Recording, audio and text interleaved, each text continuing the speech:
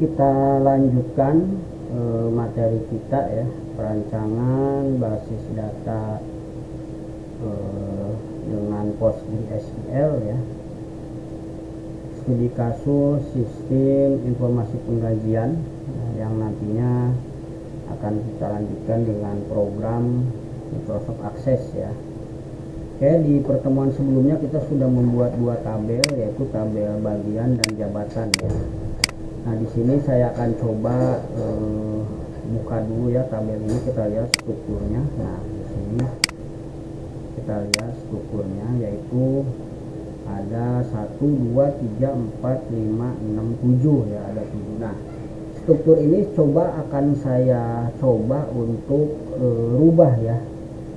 Kode bagian saya akan rubah menjadi varchar gitu ya, tipe datanya ya. Kita klik kanan di sini, query tool ya.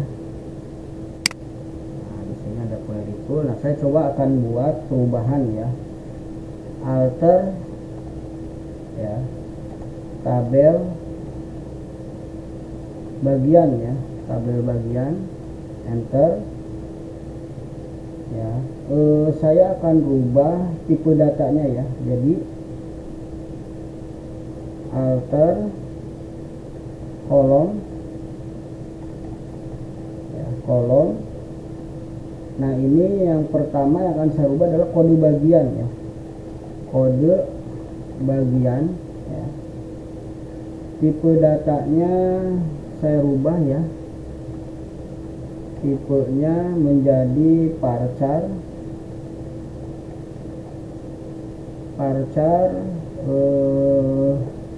sekitar 20 ya kodenya ya, itu ya, titik koma jangan lupa. Nah, ini adalah perintah untuk merubah ya tipe datanya ya menjadi varchar 20 ya. Tadinya kan karakter ya, kita enter atau kita eksekusi ya, F5 nih.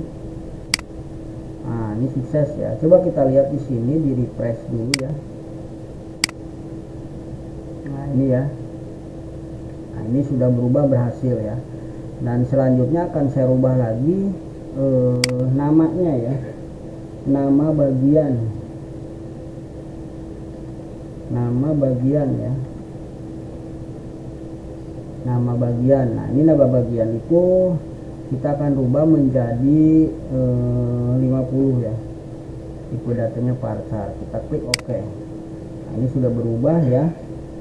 Lalu untuk deskripsi ya, nah ini deskripsi saya akan rubah coba menjadi teks ya, tipe datanya itu ya, supaya ini bisa lebih panjang ya. Oke, sudah berhasil ya, teks ya. Berikutnya status ya, ini status. Nah, ini di sini saya akan coba rubah dulu ya, ini karena tadi kan tipe datanya status bagian, ini akan saya rubah menjadi status saja ya. Kita coba ya, alter table bagian ya, rename. Nah, di sini perintahnya rename karena kan merubah nama kolom ya. Rename ya, kolom status di sini ya, status ya, status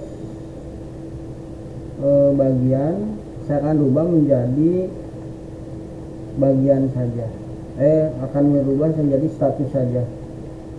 Nah, begitu ya, titik koma jangan lupa ya, kita simpan. Nah, ini sudah berubah, ini jadi bukan status, kita refresh dulu ya.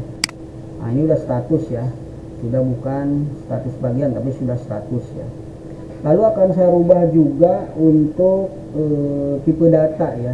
Tipe data itu alter table bagian, di sini kita rubah alter ya, alter kolom,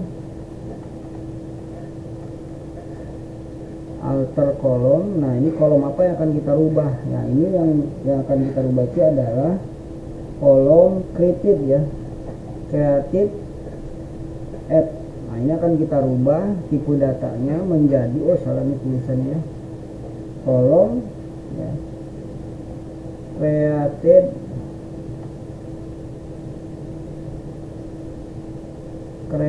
created ya, created ya, oh, salah, created add ya, created add ya, kita rubah kolomnya menjadi tipenya kita rubah menjadi times time ya, tipenya times time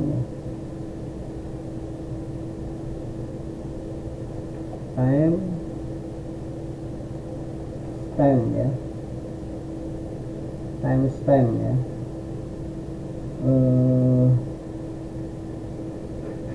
Bawahnya kita bikin using created ya, atau nama filenya create add ya, titik dua saya ubah jadi times time ya, times time. Nah ini ya kita jadi tadi juga sebenarnya sudah times time ya, cuman ini saya membuat contoh saja agar agar memastikan cara merubah struktur yang menjadi struktur struktur creative add ini menjadi times time ya. Kita klik ya. Nah ini udah berubah ya. Ini juga begitu juga yang update ya di sini. Nah yang update juga sama, saya pastiin aja ini yang memastikan bahwa tipe data ini sudah benar-benar berubah dengan menggunakan tipe data times time ya. Ini kita klik, nah ini sudah times time ya. Ininya nih updated add ya.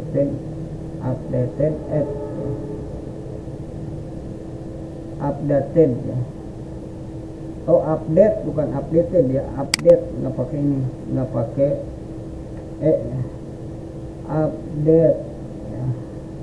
Update nih tulisannya update, sini juga update nggak pakai D ya.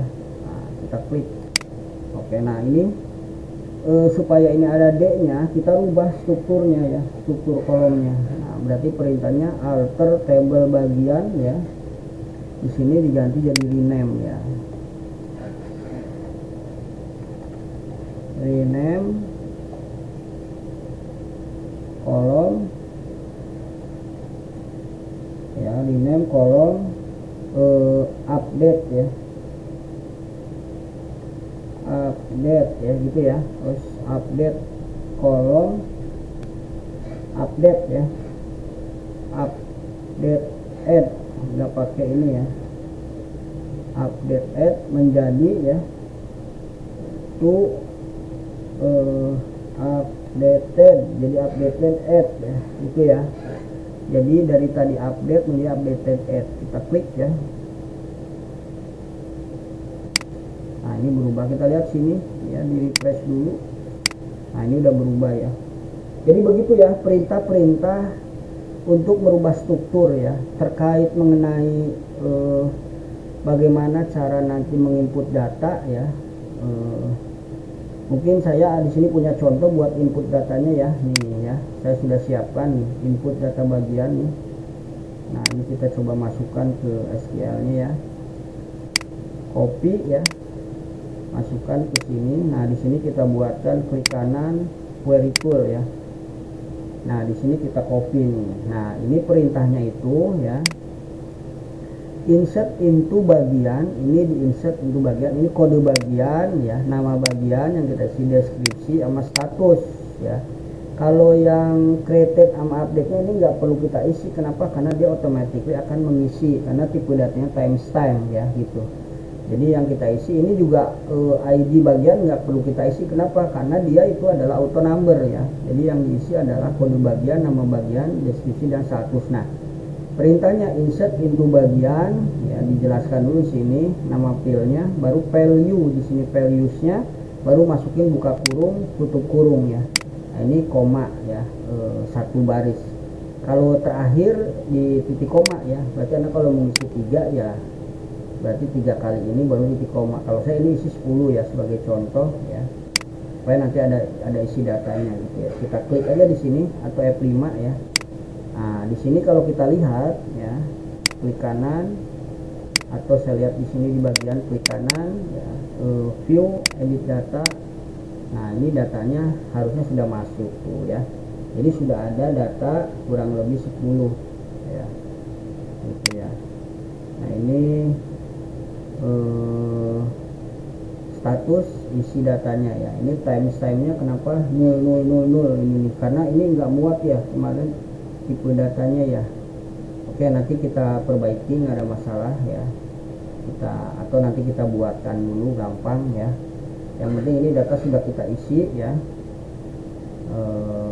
Terus misalkan nih ya, data ini nanti akan kita buka ya, karena inputnya ngeditnya nanti kita akan menggunakan Microsoft Microsoft Access ya.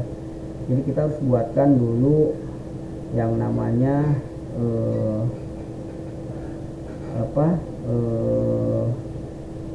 ODBC ya, kita buatkan ODBC-nya ya. Di sini kita ketik aja di sini ODBC ya, ODBC. Nah, karena komputer saya ini 64 bit, maka kita menggunakan 64 bit ya.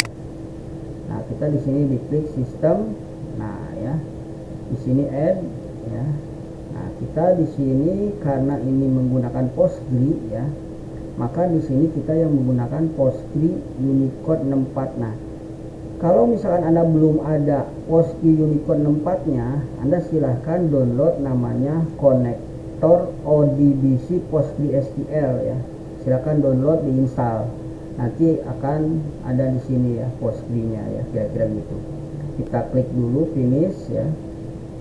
Nah, di sini kita masukkan data source-nya, saya bikin namanya di sini payroll ya. Payroll ya. Terus nama database-nya juga apps ya. Payroll ya. Lalu localhost ini namanya adalah payroll.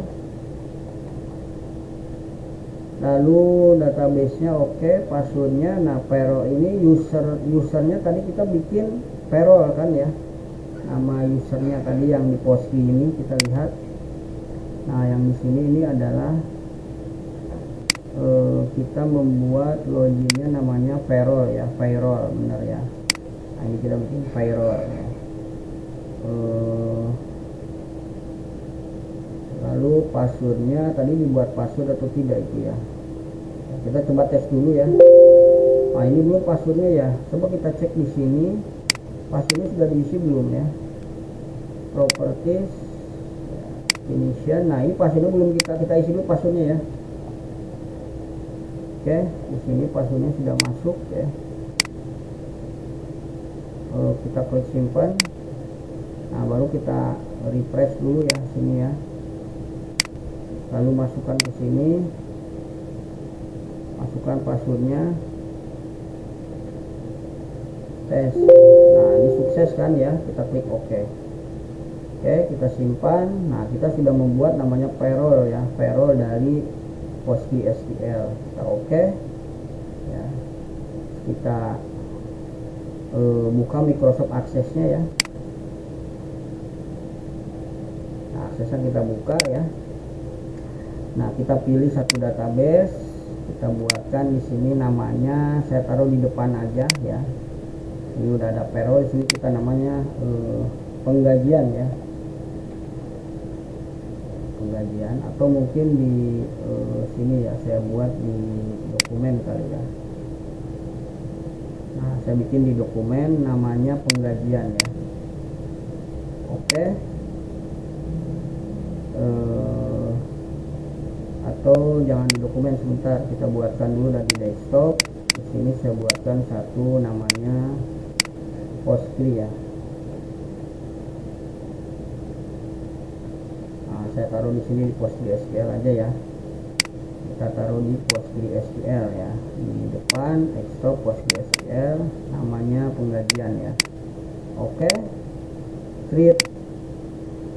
Nah di sini kita coba akan panggil ya external data ODBC ya. Kita link ya. Kalau import ini berarti narik data dari Postgre. Nah ini cuman link dari Postgre ya. Kita klik OK. Nah di sini kita panggil tadi namanya Verror ya, ini ya. Kita klik OK. Nah di sini kita baru ada dua tabel ya, tabel bagian dan tabel jabatan ya. Termasuk passwordnya dimasukkan. Klik OK. Simpan passwordnya. Oke. Nah ini kita lihat hasilnya ya, sudah ada di sini. Ya kira-kira seperti itu. Nah jadi kita sekarang tidak perlu lagi mengisi data atau merubah data di Postgre ya, tetapi kita bisa langsung di sini di akses sini ya, kita cek gitu ya. Kita lihat di sini guys. Nah, ini kita lihat. Nah di sini ya, kalau kita mau lihat strukturnya mungkin bisa begini ya. Nah gitu ya. Nah ini sudah ada ya, itu ya. Ini adalah apa namanya koneksi dari database Postgre ke akses ya, ke akses itu ya. Mungkin bisa didesain, mungkin ini primary key, ini tipenya mungkin bisa dirubah di sini ya. Auto number mungkin begitu, kita simpan. Ya, coba kita lihat hasilnya. Oh ini beda ya, ini adalah dari sono ya, dari apa, dari Postgre nya. Oke, ini nggak bisa dirubah karena dari Postgre nya langsung ya. Oke, ini nggak bisa dirubah ya, kita kembalikan ke asal mulanya. Nah, ini juga jabatan masih kosong ya. Nah ini nanti kita akan perbaiki yang ini nih ya. Ini harusnya ketika diisi datanya automatically ya, automatically untuk ngisi di sini ya. Jangan diisi satu-satu begini. Itu ya. Ini mah jadi manual kalau begini mah ya. Nanti ini sebagai alat deteksi nantinya gitu ya. Oke, nanti kita perbaiki. Nah ini kita sudah punya satu buat aplikasinya ya nanti ya. Ini namanya akses ya di Postgre penggajian. Nanti ini kita akan belakangan kita desain ya. Oke, nanti untuk di Postgre nya ini akan kita buatkan dulu beberapa tabel ya, beberapa tabel di sini untuk mencapai menjadi sebuah sistem penggajian. Oke, mungkin sampai sini dulu. Nanti kita lanjutkan lagi terkait data untuk Postgre ya, karena ini untuk sistem penggajian. Jadi saya di pertemuan kedua ini masih merubah ya, memberi contoh bagaimana cara merubah struktur agar nanti ketika kita membuat aplikasinya ya, untuk perubahan struktur kita akan membuat di Postgre ya, tetapi ketika nanti input, edit data, merubah dan lain sebagainya, nanti kita akan masuk di Microsoft Access-nya ya, kira-kira seperti itu. Baik, mungkin ini dulu dari saya, kurang lebihnya saya mohon maaf. Saya akhiri dulu. Dari Taufiq Wal Hidayah. Assalamualaikum warahmatullahi wabarakatuh.